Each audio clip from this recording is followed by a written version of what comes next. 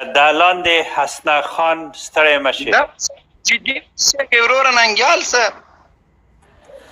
السلام علیکم ډاکټر صاحب څنګه تاسو ښه مننه مهرباني څه پوښتنه لرئ ما پښتنه جرنال مبین خان څخه د لوسته دی همیش وای چې تاسو باید د اخلاقو نه کار واخلئ او ښه خبرې وکړئ اما خپل ډیر زیات اساساتي کیږي هر خبره کې ډیر زیات خپل اساسات باندې کنټرول نه ساتي ډیر ستاسو پوښتنه مو واخیست تاسو نه یو نړۍ مننه مهرباني خورې ستاسو پوښتنه مهرباني ډاکټر صاحب محترم دا چې مونږ دا خور ویل چې مبین احساساتي کیږي دا احساسات په خپل ځای خو لیکن د مونږ د زړه درد ده مونږ ډیر د څه خویندې لیدلې دي چې د هغوی سرتوره سوي دي د هغو خویندو تر مخه یې ورونه ولچک او زولنه شوي دي د همغو تورسرو خویندو تر مخې بچي په شهادت رسېدلي دي نو زه من حیث یو ځوان من حیث یو افغان من حیث یو مسلمان څنګه احساساتي نسم چې د ما د خور لوپټه شین سترګې امریکایان تر پښو لاندې کوي زه څنګه احساساتي نسم خوره چې د ما د خور په اوربل کې امریکایان لاسونه وهي زه څنګه احساساتي نسم چې د ما انګړ ته امریکایان راکوزیږي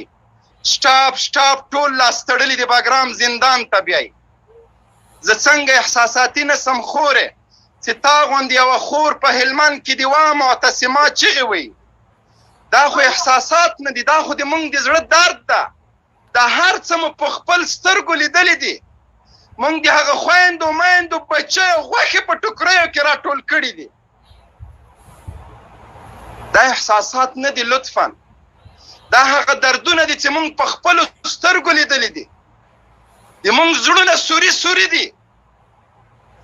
مونږ کم ظلم او کم وحشت باندې اوښکې تویې کړو له یوې خوا ټوله نړۍ اشر کړی افغانان شهادت رسوي بې عزته کوي کورونه یې لوټي له بلې خوا د ګاونډیو دا ظلم او وحشت آخر مونږ انسانان یو د مونږ زړونه د غوښو دي تاسو به د افغانستان له حالات که خبر یاست د تاسو د عزت دپاره په زرګونو ځوانانو سینو پورې بمونه تړلي دا یې له ښې ورځې نه دي تړلي دا یې د دغه تورسرو د عزت دپاره دا یې دغه د افغان پیغلو د عزت دپاره دا یې د تا د لوپټې لپاره په سینې پورې تړلي چې تر څو د تا د بې عزتۍ غږ نړۍ وانه وري دا چې په زرګونو ځوانان ستی سول دا خاص د دغه تورسرو د عزت دپاره سوي دي زه نه پوهېږم چې هغه څوک چې سینو پورې بمونه تړي هغه هم تاسو احساسات بولئ که له خپلو خویندو له خپلو میندو سره مینه یې بولئ د زړه درد یې بولئ چې په سینو پورې بمونه تړي او تاسو دې ته نه پرېږدئ چې د وا معتصما چغې واورئ دې ته مو نه پرېږدئ چې د نورې نړۍ مسلمانانو ته ووایي چې موږ ځوانان نه لرو چې د موږ له عزت نه دفاع وکړي خورې که ته د طالب په قدر او په عزت باندې پوه شې طالب د افغانستان د پیغلو لپاره داسې قربانۍ ورکړې دي چې نړۍ کې څوک مثال نسي وړاندې کولی ورشه د فلسطیني خویندو ټولو مسلمانانو ته د وا معتصما چغې ووالې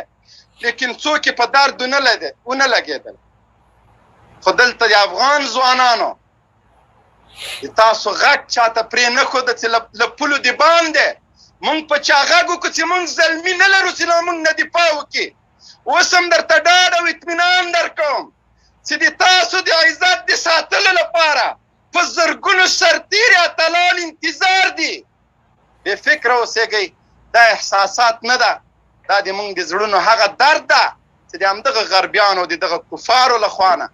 احساسات هغه ته وایي چې یو سړی بس هر څه چې په خولې راغله هغه وایي کنځلې م کوي بد رد نه دا د مونږ د زړه درد ده او د دردمن افغان په صفات باندې راځم د دغه ظلمونو وحشتونو نه پرده پورته کوم دا مې خپل مسلم حق ده لیونی نه یم دا مې د زړه درد ده مننه مبین صاحب ننګیال صاحب د استودیو تاسو کنټرول کې زه راکړم مننه ورمودان زه صحیح تاسو منځ وکئ دلته سټوډیو تقریبا